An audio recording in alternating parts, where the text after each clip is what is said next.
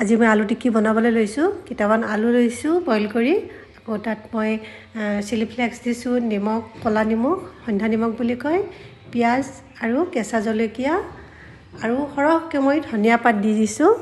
সৰহকৈ ধনিয়া পাত দিলে খুব ভাল হয় এইখিনি সুন্দৰকৈ মই মিহলি কৰি ল'ম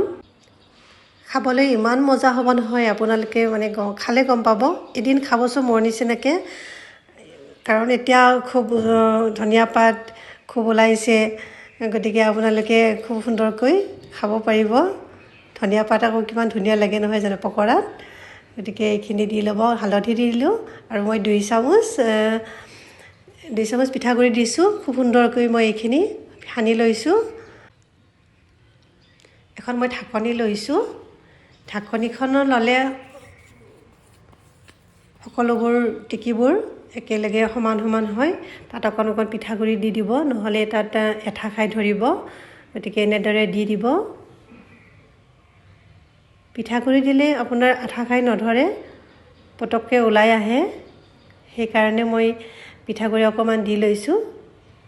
এয়া দেখিছেনে পটককৈ ওলাই আহিছে ঠিক তেনেকৈ একে সমান সমান ধুনীয়া হয় দেখিবলৈও ধুনীয়া হয় আকৌ খাবলৈও মজা হয় খুব মচমচীয়া একেবাৰে পিঠাগুড়ি দি ল'লে কি হয় মচমচীয়া খুব ধুনীয়া মচমচীয়া হয় মানে খাবলৈ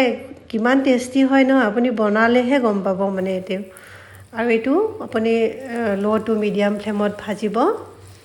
মিডিয়াম ল' এনেকৈ 10 মিনিটমান আপুনি ভাজিব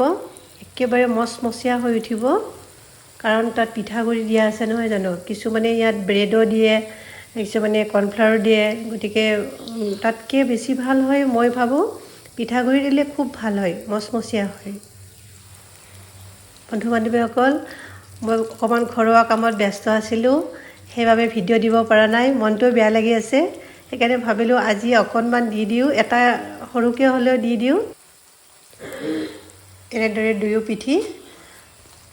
2-3 বাৰমান লৰাই ল' টু মিডিয়াম ফ্লেমত ভাজিব খুব সুন্দৰ হয় ইমান সুন্দৰ গোন্ধ ওলাইছে আপোনালোকে সন্ধিয়া চাহৰ লগত পৰিৱেশন কৰিবচোন লগত চাটনি এটা দি থাকিলে খুবেই ভাল এতিয়া সকলোৰে কম বেছি পৰিমাণে চৰ্দি হৈছে নহয় জানো পিটিকাখিনি টাইটকৈ বনাব পানী ইউজ নকৰিব এনেই মচমচীয়া হ'বই যিহেতুকে চাউলৰ গুড়ি আছে যদি আপোনালোকৰ ভিডিঅ'টো চাই ভাল লাগিছে তেনেহ'লে মোৰ চেনেলটো লাইক কৰিব শ্বেয়াৰ কৰিব আৰু ছাবস্ক্ৰাইব কৰিব